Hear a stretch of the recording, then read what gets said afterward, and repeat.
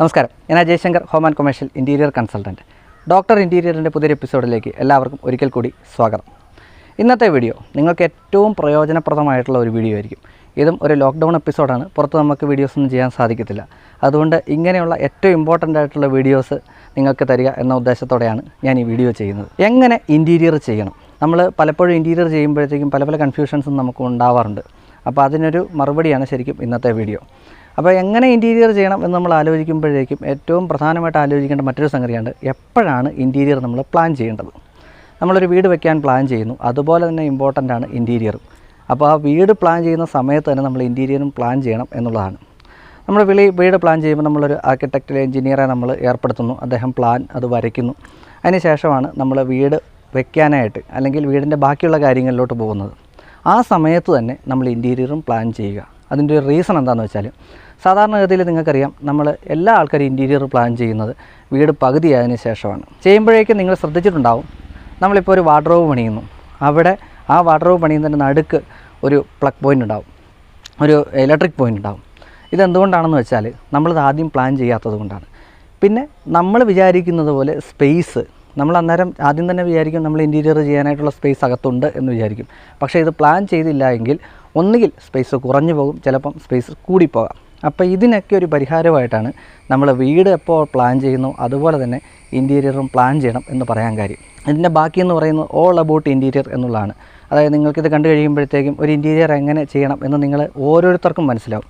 നിങ്ങളത് ചെയ്യാൻ പ്രാപ്തരായി തീരുകയാണ് ചെയ്യുന്നത്. അപ്പോൾ ഇതുപോലുള്ള വീഡിയോസ് വരുന്ന ചാനലായിരിക്കും ഡോക്ടർ ഇൻറ്റീരിയർ. അതുകൊണ്ട് സബ്സ്ക്രൈബ് ചെയ്യാത്ത എല്ലാ സുഹൃത്തുക്കളും ഒന്ന് സബ്സ്ക്രൈബ് ചെയ്ത് സപ്പോർട്ട് ചെയ്യുക, ലൈക്ക് ചെയ്യുക, ഷെയർ ചെയ്യുക. പിന്നെ നിങ്ങളുടെ കമൻറ്റുകൾ, നിങ്ങളുടെ അഭിപ്രായങ്ങൾ നമ്മുടെ കമൻറ്റ് ബോക്സിൽ കമൻറ്റ് ചെയ്യുക. അപ്പോൾ ഇൻറ്റീരിയർ ചെയ്യുമ്പോൾ ശ്രദ്ധിക്കേണ്ട കാര്യങ്ങളിൽ ആദ്യത്തെ കാര്യം നമ്മൾ പറഞ്ഞു കഴിഞ്ഞു, ഇൻറ്റീരിയർ പ്ലാൻ ചെയ്യുന്ന സമയം. രണ്ടാമത്തെ സംഗതി, നമ്മളൊരു വീട്ടിലേക്ക് കയറി ചെല്ലുമ്പോഴത്തേക്ക് ആദ്യം നമ്മളെ ആകർഷിക്കുന്ന എന്താണ്? നമ്മളൊരു വീട് ചെന്നു, വീടിൻ്റെ ലാൻഡ്സ്കേപ്പിംഗ് കഴിഞ്ഞ് കഴിഞ്ഞാൽ അകത്തോട്ട് ചെന്ന് സിറ്റ് ഔട്ട് കഴിഞ്ഞ് ഉള്ളിലോട്ട് ചെല്ലുമ്പോഴത്തേക്കും സിറ്റ് ഔട്ട് മുതൽ തന്നെ നമുക്കതിനെ അട്രാക്റ്റ് ചെയ്ത് തുടങ്ങും പെയിൻറ്റിങ്. എക്സ്റ്റീരിയർ പെയിൻറ്റിങ്ങൾ നിങ്ങൾ കണ്ടിട്ടുണ്ടാകും. ഒന്നുകിൽ നമ്മുടെ മേൽക്കൂര ഓടാണ് എന്നുണ്ടെങ്കിൽ അതിനോട് കോൺട്രാസ്റ്റ് ചെയ്ത് നിൽക്കത്തക്കത്തിലുള്ള കളറുകൾ നമ്മുടെ വീടിന് കൊടുക്കാറുണ്ട്. എക്സ്റ്റീരിയറായിട്ട് ബോർഡറുകൾ ഡാർക്ക് കളർ കൊടുക്കാറുണ്ട്. പൊതുവെ എല്ലാവരും തന്നെ ഡാർക്ക് കളർ ചെയ്യുന്നവരുണ്ട്. അതുകൂടാതെ ടെക്സ്ചർ വർക്കുകൾ ചെയ്യുന്നവരുണ്ട്. പിന്നെ ലൈറ്റ് പെയിൻറ്റുകൾ ഉപയോഗിക്കുന്നവരുണ്ട്. ഇൻറ്റീരിയർ പെയിൻറ്റിങ്ങിലോട്ട് വന്നു കഴിഞ്ഞാൽ നമ്മൾ ഏറ്റവും അധികം ശ്രദ്ധിക്കേണ്ട കാര്യം ഇൻറ്റീരിയർ ലിവിങ് ഏരിയ, അതുപോലെ dining area, bedroom, kitchen, bathroom, ഇങ്ങനെയെല്ലാം നമ്മളതിനെ ഡിവൈഡ് ചെയ്യുകയാണ്. ലിവിങ്ങിലേക്ക് വരുമ്പോഴത്തേക്കും നിങ്ങൾക്ക് ഒരു ഓപ്പൺ സ്പേസ്, ഓപ്പൺ ഭിത്തിയുണ്ട് എന്ന് വിചാരിക്കുക. നമുക്കവിടെ ടെക്സ്ചർ വർക്കുകൾ വേണമെങ്കിൽ കൊടുക്കാം, ഡാർക്ക് കളറിലുള്ള ടെക്സ്ചർ വർക്കുകൾ കൊടുക്കാം. ഇനി അതല്ല, നമുക്ക് ക്യാൻവാസ് പെയിൻറ്റിങ്ങോ മ്യൂറൽ പെയിൻറ്റിങ്ങോ ഒക്കെ നമുക്ക് ഉപയോഗിക്കാവുന്നതാണ്. ലിവിങ്ങിലെ ഭിത്തിയിലേക്ക് വരുമ്പോഴത്തേക്കും നമുക്കൊരു ലൈറ്റ് ഷെയ്ഡ് പെയിൻറ്റുകൾ കൊടുക്കുന്നതാണ് ഏറ്റവും ഉത്തമമായിട്ട് വരിക. ഡൈനിങ്ങിലേക്ക് വരുമ്പോഴത്തേക്കും ഈ ലൈറ്റ് ഷെയ്ഡ് നമുക്ക് മെയിൻറ്റെയിൻ ചെയ്യാം. ലൈറ്റ് ഷെയ്ഡ് എന്ന് പറയുമ്പോഴത്തേക്കും നിങ്ങൾ അതിനകത്ത് ലൈറ്റ് ഷെയ്ഡുകൾ ഏതുമാവാം, വൈറ്റ് കളർ എന്ന് നിങ്ങൾ തെറ്റിദ്ധരിക്കരുത്. ഏത് കളറും നമുക്ക് യൂസ് ചെയ്യാം, ലൈറ്റായിട്ടുള്ള ഏത് കളറും നമുക്ക് യൂസ് ചെയ്യാം. ഇനി ബെഡ്റൂമിലേക്ക് വരുമ്പോഴത്തേക്കും ഒരു വ്യത്യസ്തത എന്ന് പറഞ്ഞാൽ, നമ്മുടെ കട്ടിലിൻ്റെ ഹെഡ് ബോർഡിൻ്റെ ഒക്കെ അവിടെ നമുക്ക് വേണമെന്നുണ്ടെങ്കിൽ ഡാർക്ക് കളർ യൂസ് ചെയ്യാം. ബെഡ്റൂം എന്ന് പറയുന്നത് വേറൊരു മൂഡാണ്, അതുകൊണ്ട് തന്നെ നമുക്ക് ഡാർക്ക് കളർ യൂസ് ചെയ്യാൻ പറ്റുന്ന ഒരു ഏരിയയാണ്. ഇനി ഡാർക്ക് കളറല്ല, ബാക്കിയുള്ള ഏരിയ എല്ലാം ലൈറ്റ് കളർ യൂസ് ചെയ്താൽ നന്നായിരിക്കും. ഇതിൻ്റെ കളറും ലൈറ്റിങ്ങും തമ്മിൽ ഒരുപാട് ബന്ധമുണ്ട്. ലൈറ്റിങ്ങിനെ കുറിച്ച് നമ്മൾ പറയാൻ വരുന്നുണ്ട്. അപ്പോൾ അതിൽ കൂടുതൽ കാര്യങ്ങൾ നമുക്ക് അന്നേരം സംസാരിക്കാം. പിന്നെ കിച്ചണാണ്. കിച്ചണിലോട്ട് വരുമ്പോഴത്തേക്കും അതുമായിട്ട് മാച്ച് ചെയ്യുന്ന രീതിയിലുള്ള ഒരു കളർ കൊടുക്കാൻ ശ്രമിക്കുക. പൊതുവെ ഇൻറ്റീരിയറിലോട്ട് വരുമ്പോഴത്തേക്കുള്ള കളർ എന്ന് പറയുന്നത് ലൈറ്റ് കളറായിരിക്കും. ഇനി മെയിനായിട്ട് ബാത്റൂമിലേക്ക് വരുമ്പോഴത്തേക്കും മിക്കവാറും ടൈലുകളാണ് ചെയ്യാറുള്ളത്, വോൾ ടൈൽസ്. സാധാരണഗതിയിൽ ഞാൻ കണ്ടിട്ടുണ്ട്, ഒരുപാട് സ്ഥലത്ത് കണ്ടിട്ടുണ്ട്, ഡാർക്ക് ടൈലുകൾ നമുക്കവിടെ യൂസ് ചെയ്യുന്നത്. പക്ഷേ ഡാർക്കിനേക്കാളും ബാത്റൂമുകളിൽ എന്നും എപ്പോഴും നല്ലത് ഒരു വൈറ്റിഷ് ആയിട്ടുള്ള അല്ലെങ്കിൽ ലൈറ്റ് കളറുള്ള ടൈലുകൾ തന്നെ കൊടുക്കുന്നതായിരിക്കും. അല്ലെന്നുണ്ടെങ്കിൽ പെയിൻ്റ് ആണെന്നുണ്ടെങ്കിൽ ലൈറ്റ് പെയിൻറ്റ് നമുക്ക് യൂസ് ചെയ്യാം. ഇനി നമുക്ക് കിഡ്സ് റൂമൊക്കെ ഉണ്ട് എന്നുണ്ടെങ്കിൽ നമുക്കവിടെ വേറെ എന്തെങ്കിലും കാർട്ടൂൺ പെയിൻറ്റിങ്ങുകളൊക്കെ നമുക്ക് കൊടുക്കാം. പക്ഷേ ഈ കുട്ടികളെല്ലാം മുതിർന്നു വരുന്നവരാണ് എന്നൊരു ചിന്ത നമ്മുടെ മനസ്സിൽ വേണമെങ്കിൽ നമുക്കത് ചെയ്യാം. അങ്ങനെ ഒരുപാട് ഇന്നോവേറ്റീവ് ആയിട്ടുള്ള സംഗതികൾ നമ്മൾ പെയിൻറ്റിങ്ങിൽ നമുക്ക് ചെയ്യാൻ സാധിക്കും. പെയിൻറ്റിങ് കഴിഞ്ഞാൽ നെക്സ്റ്റ് വരുന്ന സീലിംഗാണ്. സീലിങ്ങിലോട്ട് വരുമ്പോഴത്തേക്കും പ്രധാനമായിട്ടും നമ്മൾ ഉപയോഗിക്കുന്ന പ്രൊഡക്റ്റുകൾ ഏറ്റവും കൂടുതൽ ആൾക്കാർ ഇപ്പോൾ യൂസ് ചെയ്യുന്ന ജിപ്സമാണ്. ജിപ്സം എന്ന് പറയുമ്പോഴത്തേക്കും എലഗൻ്റ് ആയിട്ടുള്ള ഒരു ലുക്ക് ഫീൽ ചെയ്യുന്നതുകൊണ്ടാണ് ജിപ്സം എല്ലാവരും യൂസ് ചെയ്യാൻ കാര്യം. പിന്നെ തന്നെയല്ല, അത്യാവശ്യം നല്ല രീതിയിൽ ഈട് നിൽക്കുന്ന ഒരു പ്രൊഡക്റ്റാണ്. വെള്ളമൊന്നും നനഞ്ഞില്ല എന്നുണ്ടെങ്കിൽ ഒരുപാട് കാലം നിൽക്കുന്ന ഒരു പ്രൊഡക്റ്റ് കൂടിയാണ് ജിപ്സം. ജിപ്സത്തിൻ്റെ ഏറ്റവും വലിയൊരു പ്രത്യേകത എന്താണെന്ന് വെച്ചാൽ, ഹൈറ്റ് ഫീൽ ചെയ്യിക്കും, നമ്മുടെ റൂമിന് ഹൈറ്റ് ഫീൽ ചെയ്യിക്കുന്ന ഒന്നാണ് ജിപ്സം. അത് വേറൊന്നും കൊണ്ടല്ല, ആ ഒരു വൈറ്റ് കളർ ആയതുകൊണ്ടാണ് ആ ഒരു ഹൈറ്റ് ഫീൽ ചെയ്യുന്നത്. ഇനി ജിപ്സം കൂടാതെ നമുക്ക് യൂസ് ചെയ്യുന്നത് സിമൻറ്റ് ഫൈബർ ബോർഡുകൾ യൂസ് ചെയ്യാറുണ്ട്. സിമൻറ്റ് ഫൈബർ ബോർഡുകൾ എന്ന് പറഞ്ഞാൽ നിങ്ങൾക്കറിയാം 6 mm ഉള്ള സിമൻറ്റ് ഫൈബർ ബോർഡ്, 6 അല്ല 9 mm ഒക്കെയാണ് കൂടുതലും സീലിങ്ങിലേക്ക് യൂസ് ചെയ്യുന്നത്.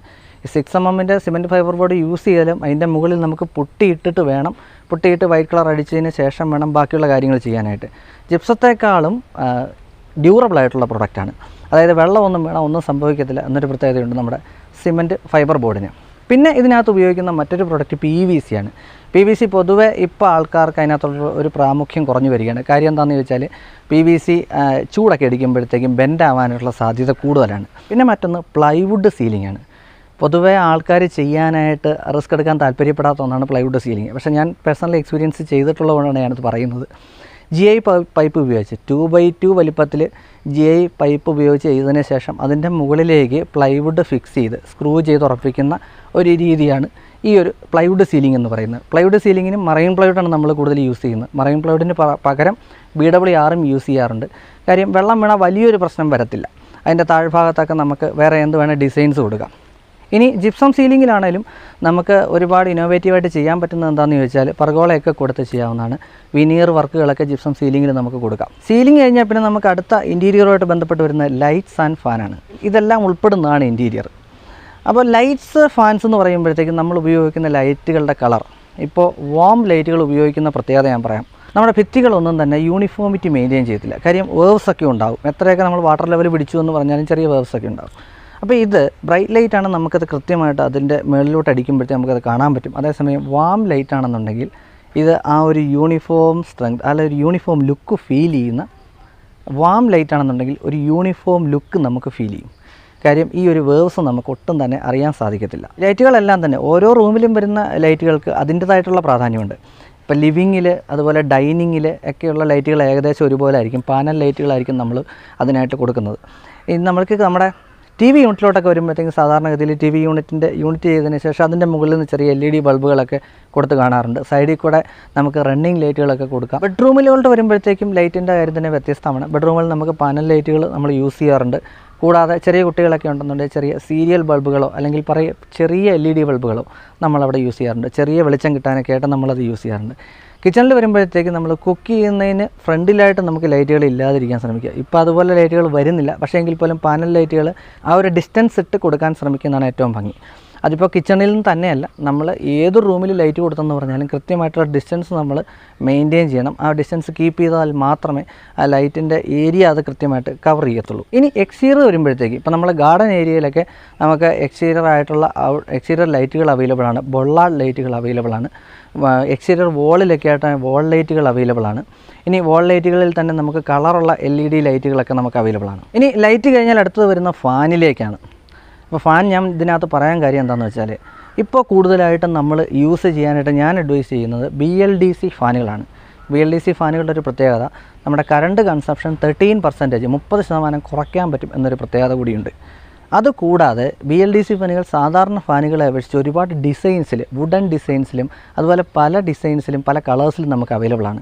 ഏറ്റവും മികച്ച രീതിയിൽ നമ്മൾ കറണ്ട് കൺസംഷൻ ചെയ്യാൻ പറ്റുന്ന, കറണ്ട് ഉപയോഗം കുറയ്ക്കാൻ പറ്റുന്ന, അതുപോലെ തന്നെ നമുക്ക് ഏറ്റവും ഭംഗിയായിട്ട് ഉപയോഗിക്കാൻ പറ്റുന്ന, ഉദാഹരണം ഇപ്പോൾ വൈറ്റ് സീലിംഗ് ആണെന്നുണ്ടെങ്കിൽ അതിനോട് കോൺട്രാസ്റ്റ് ചെയ്ത് നിൽക്കത്തക്ക രീതിയിലുള്ള BLDC ഫാനുകൾ ലഭിക്കും. ഇനി അതുപോലെ വുഡൻ സീലിംഗ് ആണെന്നുണ്ടെങ്കിൽ അതിനോട് കോൺട്രാസ്റ്റ് ചെയ്ത് നിൽക്കത്തക്ക രീതിയിലുള്ള കളർ BLDC ഫാനുകൾ നമുക്ക് ലഭിക്കും. അപ്പോൾ അതുകൊണ്ട് ഫാനുകൾ ഞാൻ ഹൈലി റെക്കമെൻഡ് ചെയ്യുന്നത് BLDC ഫാനുകളാണ്. BLDC ഫാനുകൾ നിങ്ങൾ ചിന്തിക്കുമ്പോൾ BLDC ഫാൻ എന്ന് പറയുമ്പോൾ വലിയ റേറ്റൊക്കെയാണ്. ഞാനും അങ്ങനെയാണ് ചിന്തിച്ചിരുന്നത് ഇതിനെക്കുറിച്ച് വിശദമായിട്ട് പഠിക്കുന്നിടം വരെ. പക്ഷേ അങ്ങനെയല്ല, നമുക്ക് 3000 രൂപ തൊട്ട് BLDC ഫാനുകൾ അവൈലബിൾ ആണ്. ഇന്ന് നമ്മുടെ നാട്ടിൽ കിട്ടുന്ന എല്ലാ കമ്പനികൾക്കും BLDC ഫാനുകൾ ഉണ്ട് എന്നൊരു പ്രത്യേകതയുണ്ട്. ഇൻറ്റീരിയറിൽ ഫാൻ യൂസ് ചെയ്യുമ്പോഴത്തേക്കും ഫാൻ തിരഞ്ഞെടുക്കുമ്പോൾ BLDC ഫാൻ തന്നെ തിരഞ്ഞെടുക്കാൻ ശ്രമിച്ചാൽ നന്നായിരിക്കും. പിന്നെ മറ്റൊന്ന് വൈഫൈ ലൈറ്റുകളാണ്. വൈഫൈ ലൈറ്റുകൾ ഇപ്പം അതിനെക്കുറിച്ചൊക്കെ നമ്മുടെ ഒരു വീഡിയോ കൃത്യമായിട്ട് ഞാൻ ചെയ്തിട്ടുണ്ട്. അതുകൊണ്ടാണ് ഞാൻ അതിനെക്കുറിച്ച് കൂടുതലായിട്ടൊന്നും പറയുന്നില്ല. വൈഫൈ ലൈറ്റ്, പിന്നെ വൈഫൈ സ്വിച്ചസ് നമ്മളിപ്പോൾ ചെയ്യുന്നുണ്ട്. വൈഫൈ സ്വിച്ചസ് കൂടുതലും ബെഡ്റൂമുകളിലൊക്കെയാണ് നമ്മൾ കൂടുതൽ ചെയ്യാറ്. ഈ വൈഫൈ സ്വിച്ചസിലോട്ട് വരുമ്പോഴത്തേക്കും നമ്മൾ ആവശ്യമുള്ളിടത്ത് മാത്രം അത് ഉപയോഗിക്കുക എന്നൊരു അഡ്വൈസ് കൂടെ ഞാൻ നൽകുകയാണ്.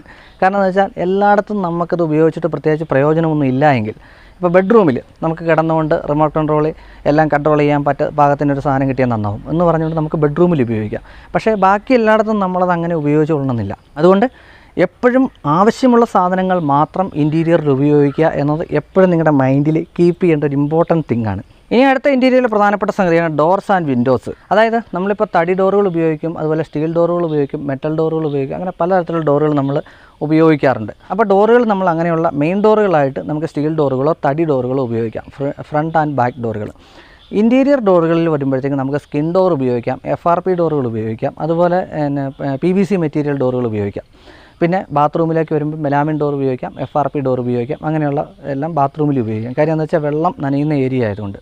വിൻഡോസ് വരുമ്പോഴത്തേക്കും നമ്മൾ സാധാരണഗതിയിൽ ഉപയോഗിക്കുന്ന തടി വിൻഡോ ഉണ്ട്, കോൺക്രീറ്റ് വിൻഡോ ഉണ്ട്, സ്റ്റീൽ വിൻഡോ ഉണ്ട്. ഏതും നമുക്ക് ഇതിനകത്ത് യൂസ് ചെയ്യാവുന്നതാണ്.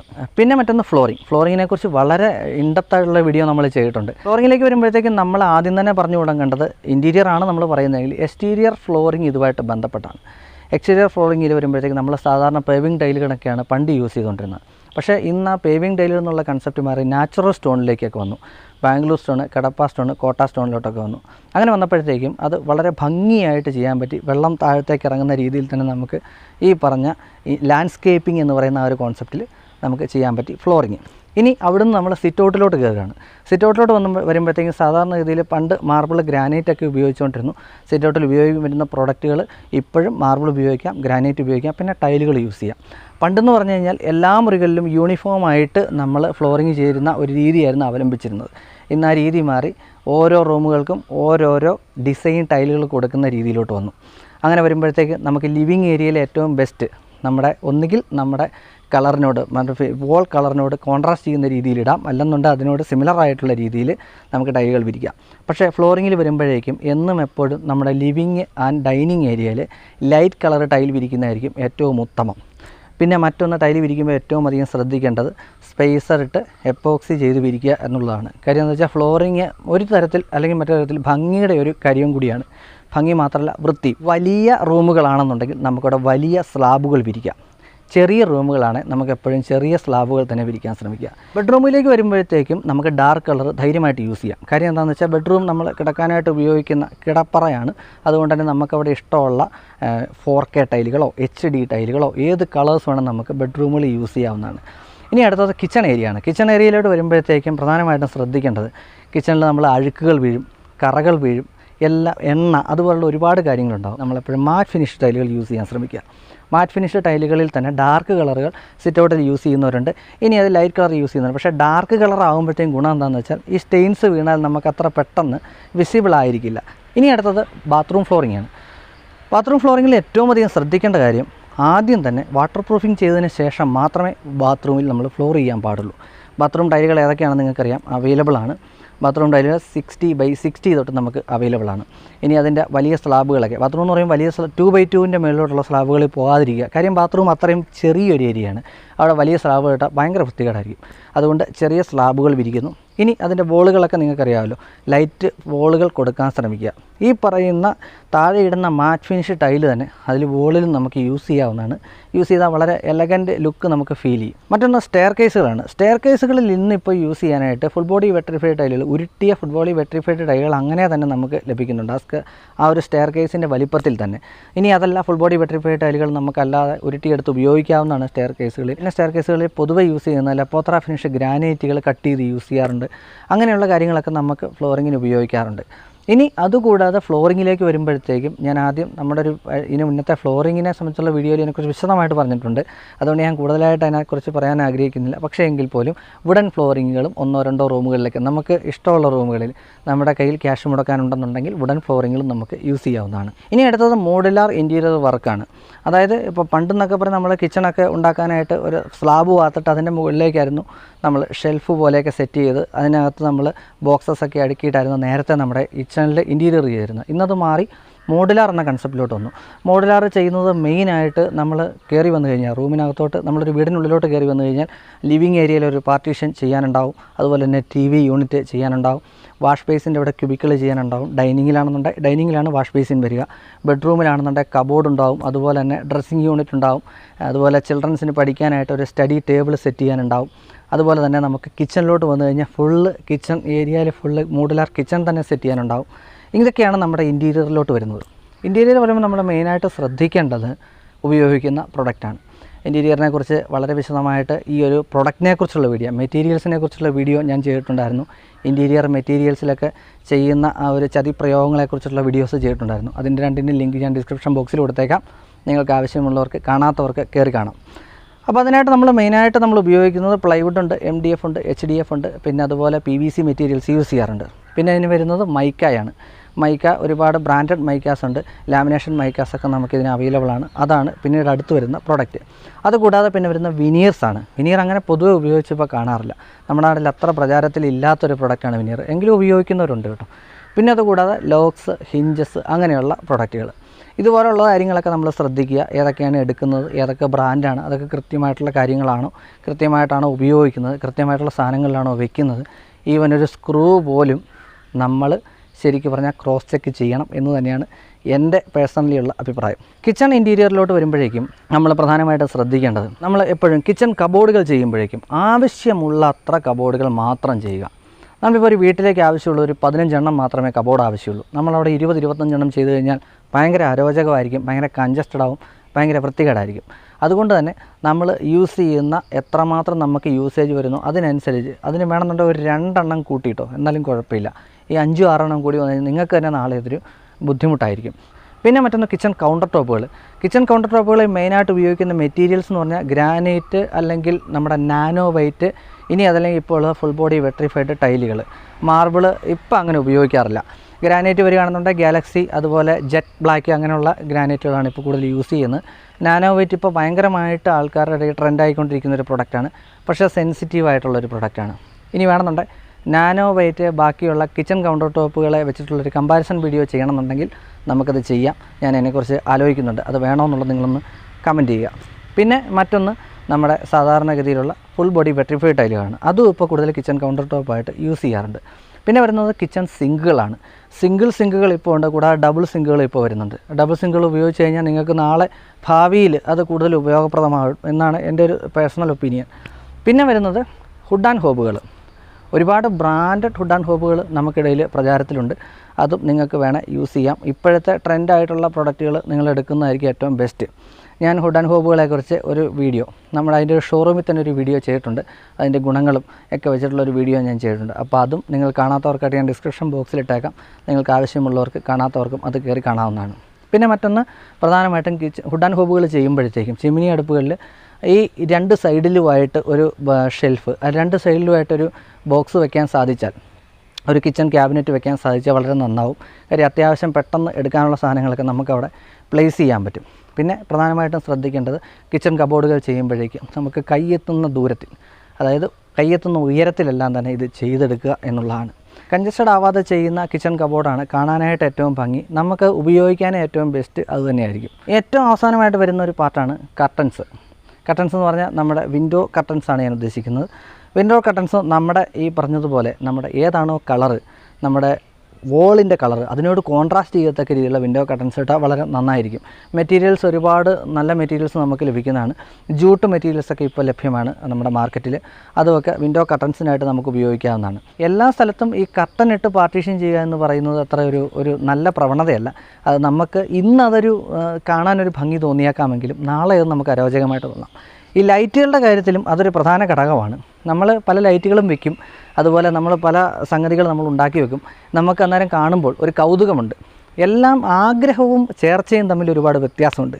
നമുക്ക് പലതിനോടും ചെയ്യണം എന്ന ആഗ്രഹം ഉണ്ടാകും, പക്ഷേ അതൊന്നും നമ്മുടെ വീടിനുള്ളിൽ ചേരാത്ത സംഗതികളായിരിക്കും. കൺസൾട്ട് ചെയ്യുമ്പോൾ പലപ്പോഴും നമ്മൾ അനുഭവിച്ചിട്ടുള്ള ഒരു പ്രതിസന്ധിയാണിത്. എന്നും എപ്പോഴും നമ്മുടെ ആഗ്രഹം എന്നതിനോടൊപ്പം തന്നെ അതിനോടുള്ള ചേർച്ചയും ഭയങ്കര പ്രധാനമാണ്.